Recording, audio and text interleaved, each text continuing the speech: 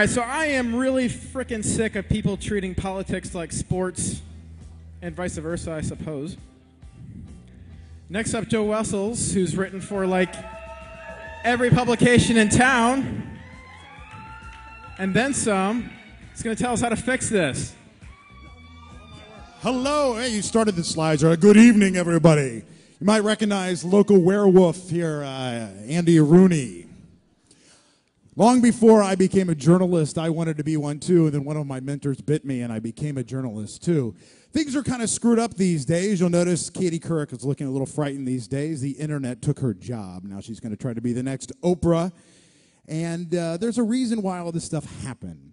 And we have to do that. We have to go back to a long, long time ago. This is Frank Costello. He's testifying before Congress in the 1940s. He was a mafia leader. Everybody pretty much knew the mafia existed, and the newspapers and magazines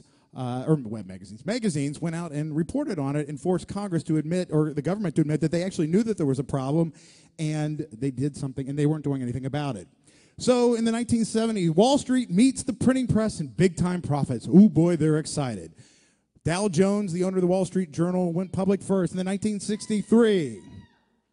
Then places like Gannett, which owns the Cincinnati Enquirer, in 1967 went public. Gannett bought the Enquirer in 1979, and yes, folks, that is the world. Multimedia owned Channel 5 for about 20 years, sold them in 1995. Jerry Springer, our beloved Jerry, come on, hear it, Jerry. He started as a serious news guy before he was the mayor and prostitutes and all that kind of stuff.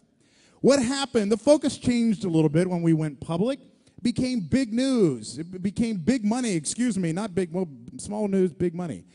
They decided they could make a lot of money, and why would they do something? Why would these family-owned corporations become these big companies? Because they could make a lot of money, stocks and ROI, or what am I trying to say? What is it called? IPOs, thank you very much. So then they sort of lost their social conscious edge, and they were more interested in keeping the focus on the investors.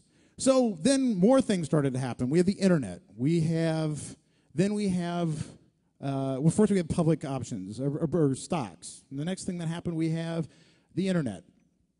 And stuff like Craigslist ruined it. So here's what the problem is. Here's where we are right now. Print ad sales are going down. Online ad sales are going up, but not at the same rate. In the middle here, we have a problem. We have a big problem. What's going to happen? I think this is the demise of the news industry. So what do we get instead? We have this kind of accountability-free zone. Guys, what we're seeing now, in a very small part, is journalism, but mostly it's entertainment. It's not journalism, it's entertainment. Who cares if somebody gets shot over the Rhine? On an individual basis, sure. If you care, great. If it's your family member, absolutely. But, good, I'm glad you care too. Thank you very much, everybody. Anybody else care? Raise your hand. This guy here is telling you what happened because we pretend to care. We go to the courthouse. Those windows on the top there, that's actually the old jail, in case you didn't know that. We can send a reporter to the courthouse. We can have them listen to the scanners because it's cheap and it's easy. They can go over there, read the dockets, look at the police reports, and get easy, low-hanging fruit news. Then we get stuff like this. We blacked that out. Okay. So this woman here was caught masturbating in her car. Maybe some of you guys read this story, right? Very important news, right? Tells us something about our community. No, it doesn't. Not at all. Tells us we have strange people in our community with mental illness. Shocker. Guess what? Britney Spears, she's pretty. She's rich. She's popular. She also has mental health issues. But she drives clicks to our sites, our websites. So we write about them because it's easy and it's quick.